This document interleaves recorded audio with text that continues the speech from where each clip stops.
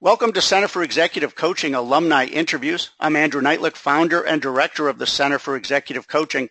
Today I'm delighted to speak with Karl Pister. I've worked with Karl for a few years now and see his practice, especially working with healthcare leaders, really grow and have more and more impact every year. Karl's the founder and president of the Coaching Group, Inc. He has an extensive coaching, counseling, and training background with over 30 years of experience. His background includes significant experience in conflict management, negotiation, executive development, employee relations, and leadership. He's focused the majority of his coaching since 2008 on the healthcare arena, specializing in working with physicians, nurses, and healthcare executives with hospitals and clinics throughout the Northwestern United States. He's certified by the Center for Executive Coaching, ICF, Association for Coaching Excellence, and the John Maxwell team.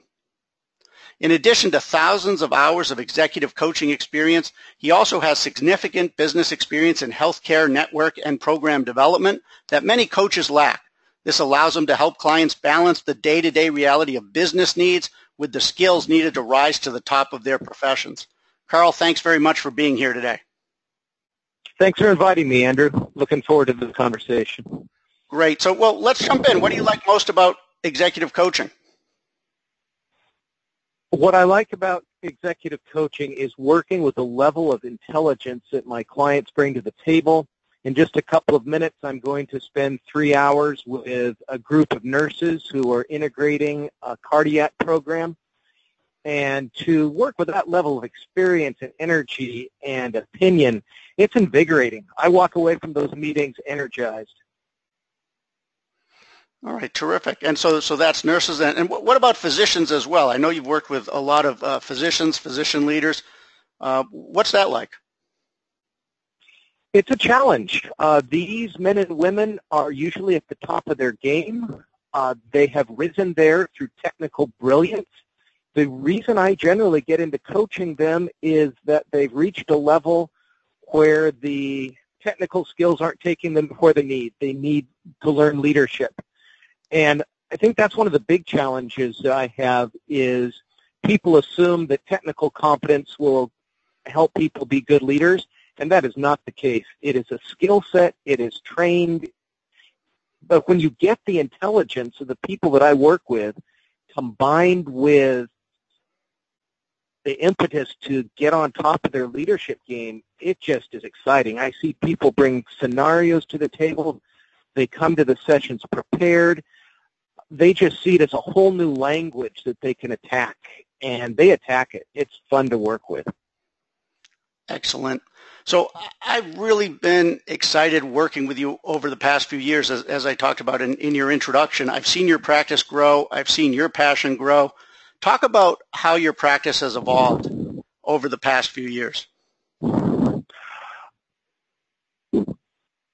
Several years ago, I had a feeling as I talked to several people that getting certified was going to be really important. And I vetted out a lot of different programs and chose the Center for Executive Coaching. And it literally has been a game changer. It was the business knowledge, though, that helped the most. I had a lot of informal coaching experience. It was a specific training on how to run a coaching business, how to approach that, how to design it, how to charge. That's where it just exploded. And literally, I started the coaching at I've done it throughout my career. I started to focus, as you mentioned in the intro, around 2008, just when some great opportunities came up.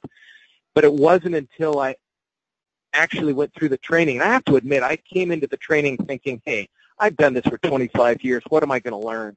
And it was humbling to see just how much I had to learn on the business end of it. And that was a game changer.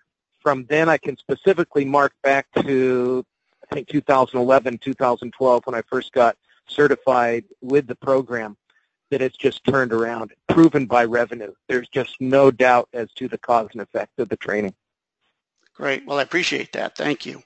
So what advice then have you learned that you would share with other coaches whether coaches thinking about getting into the field, newer coaches, or even seasoned coaches like yourself?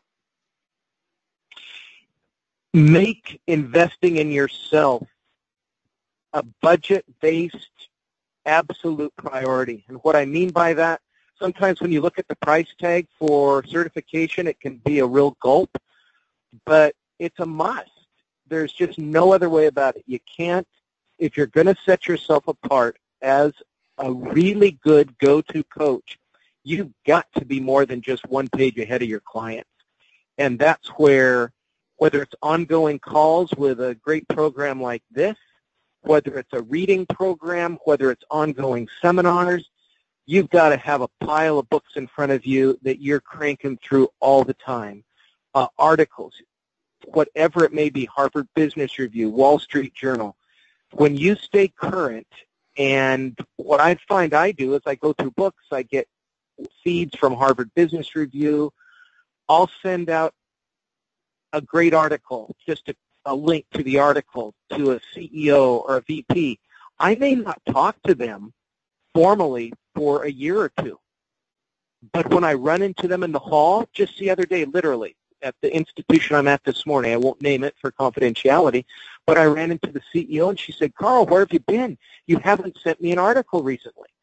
Well, Andrew, you've talked so many times about the importance of networking and keeping that going. And providing a service for someone on an article you know that they'd be interested in because of your past experience, that's the best networking. But in order to, in my view, in order to do that, though, you've got to be hyper current. You just have to make it an hour or two a day of focus, of reading, of developing content. That would be the single set apart, other than getting certified, so that you have that in your wheelhouse, and then the learning. But when you get certified, make sure that you're going to a place that will stay behind you. And what I mean by that is, I went through the course, Andrew, I don't remember, probably 4 or 5 years ago now.